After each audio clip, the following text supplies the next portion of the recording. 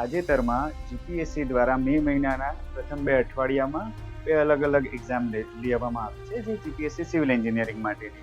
આ એક્ઝામમાંથી એક એક્ઝામનું પેપર લગભગ 72 પેજીસ લાંબુ.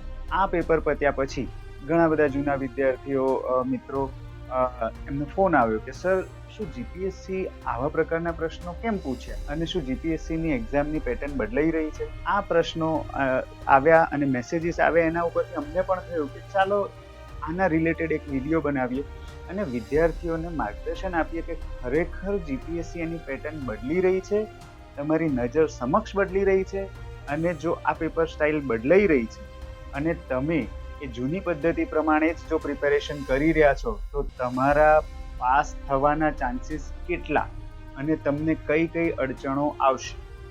તો એને લઈને અમે એક નવો વિડીયો લઈ અને આપની સમક્ષ હાજર થઈ રહ્યા છીએ.